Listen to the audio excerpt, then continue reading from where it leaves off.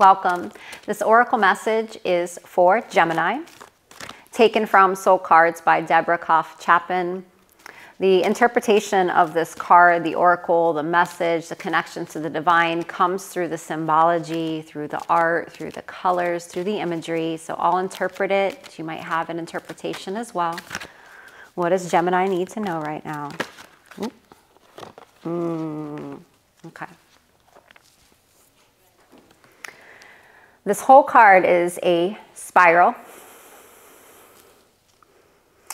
And the card is a lot of white. And then it has some mix of red. And you could say orange tones as well in the spiral. And then there's a face. It kind of looks like the moon. You know, when you see like a picture of the moon, when they put a face on the moon, it looks like it's a moon face. And nonetheless, it is in the shape of a moon. It's round. The spiral looks as if it is the mouth. It's coming from the mouth of this person. This card is deep. There's a lot of emotion on this card. The spiral and the depth that resides in what this person has to say is begging to be released. It's begging to be heard. That spiral is so big, so vast, so infinite, so deep. The things that this person come from a really deep place within you. Black is associated with the shadow part of ourselves, the yin part of ourselves. The shadow emotions include the emotions like shame, guilt, grief. It's the part of you that feels pain, that feels wounding. There's a lot that you have to say around those parts of yourself that needs to be heard, that needs to be spoken. It's almost like this person is in pain because what they have to say is so big and it's so deep, and it seems like it's been there for a while, and there's no holding it back now. The white is a reminder that as you bring what has been hidden deep within you that wants to be said, that you've been feeling for so long, it gets lighter. Like we're bringing it from the darkness into the light.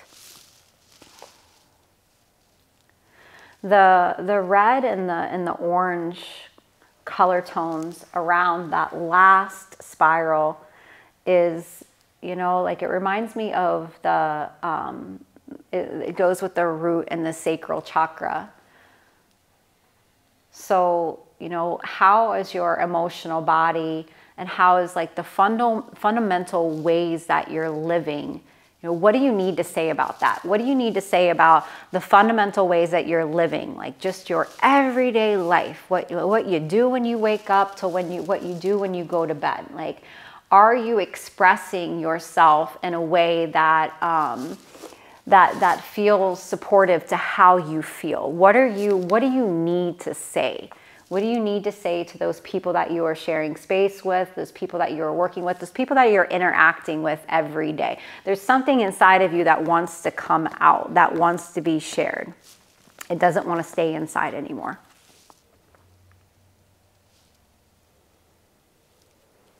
Spirals are a reminder that, you know, life is not this, you know, vertical path. It's not this straight line. It's not even a circle. Life is a spiral. And there will be times when we are spiraling up, when we feel like we are really making progress and we're, you know, getting ahead, and, you know, everything is just falling in place and we're going, you know, up, up, up. We're growing up, up, up. And then there will be this time, inevitably, where we start to spiral down. And we get called to go back, and review and reflect on past experiences that'll have us kind of feeling stuck maybe, or feeling as if we don't know how to move forward. It's oftentimes we have to go back and reclaim lost parts of ourself, or we have to go back and remember those times in our life when we were deeply wounded or deeply hurt, because there's something in that. There's something in that memory, in that wound, in that pain that wants to be felt, that wants to be seen, it wants to be heard, it wants to be honored, wants to be maybe spoken about again, so that it has a place in you that isn't kept in this dark, repressive, shadowy space, that it's brought into the light. I don't have any more shame around it, because you know what? That thing happened to me. It was painful, it hurt, it was unjust, it was unfair. Nothing about it was okay, but nonetheless, it was my experience. And I want to move into acknowledging that that happened and how it felt, so I can reclaim my power around it. Reclaim my power around it, so then it doesn't have to live in these dark places. I don't have to feel bad about it anymore. There's this acceptance that happens when we allow ourselves to feel and reclaim those dark places that live within all of us. Barely any of us get through this life without being wounded. We all experience grief. But how do we hold ourselves, or how do we deal with that suffering, that pain, that sorrow, that grief, that sadness? Because we can feel all of those things.